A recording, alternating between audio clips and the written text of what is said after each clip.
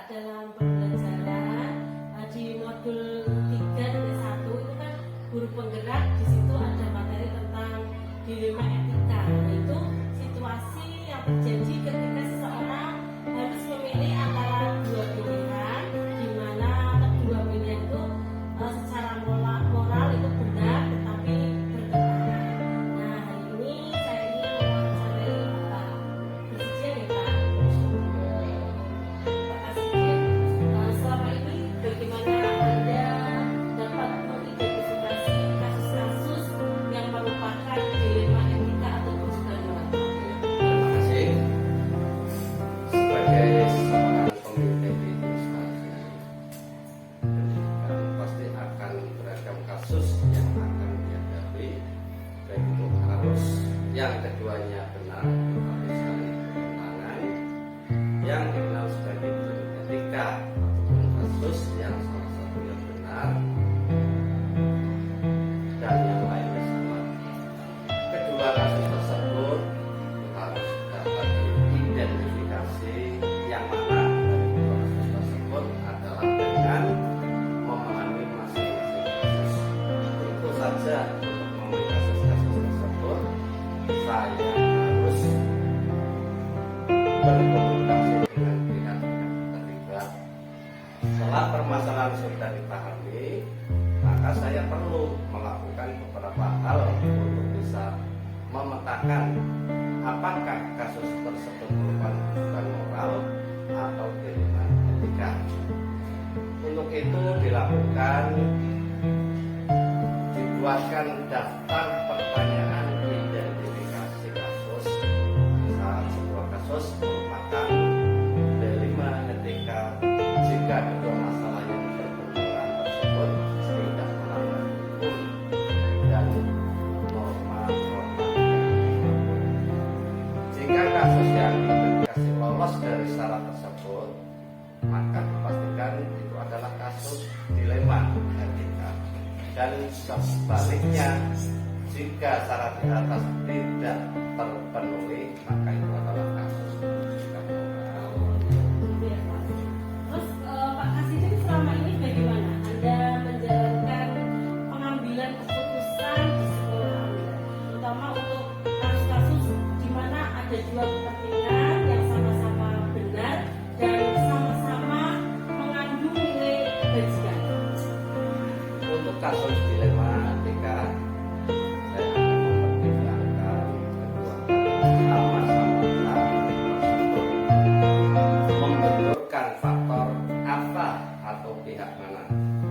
Apakah kepentingan perorangan atau banyak orang mengandung nilai-nilai kebenaran atau kesetiaan, rasa adil atau belas kasihan, ataukah berdampak untuk saat ini atau seterusnya. Terus Pak Kasih, langkah-langkah atau prosedur seperti apa yang biasa Bapak lakukan selama ini? Suara hati dan nalar harus sejalan untuk memilih kebenaran yang paling kecil, dalamnya dan besar manfaatnya. Dengan mempertimbangkan kepentingan peserta didik dengan kasus peserta didik berdasarkan pada prinsip berpikir berbasis hasil akhir, berpikir berbasis peraturan, dan berpikir berbasis rasa peduli. Tahap berikutnya, melakukan investigasi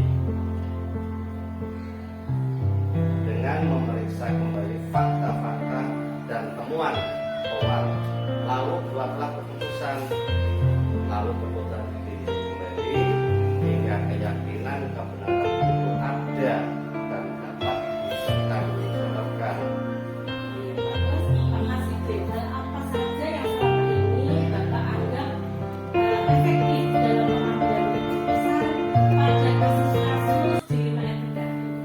Dalam kasus pengambilan keputusan dengan dilema etika, hal efektif yang perlu dilakukan adalah dengan menyederhanakan pokok permasalahan dan membangun kebijaksanaan. Terus Pak Kasih, hal apa saja yang selama ini merupakan tantangan dalam pengambilan keputusan pada kasus-kasus dilema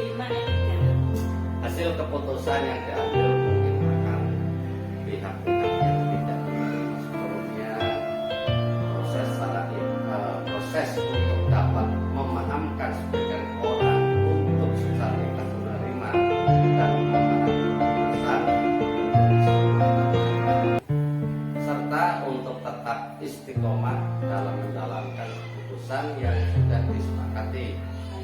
Terus Pak Kasih, apa Anda memiliki sebuah tata kelola atau jadwal tertentu dalam sebuah penyelesaian kasus dilema etika? Apakah Pak Kasih langsung menyelesaikan di tempat atau memiliki sebuah jadwal untuk menyelesaikannya? Bentuk atau prosedur seperti apa yang dijalankan? Tidak ada jadwal tertentu dalam menyelesaikan sebuah kasus. Prioritas kasus mana yang perlu diselesaikan secepatnya tergantung dari jenis kasus dan pentingnya kasus tersebut. Diselesaikan secepatnya agar tercipta lingkungan sekolah yang sehat, kondusif buat semua warga sekolah.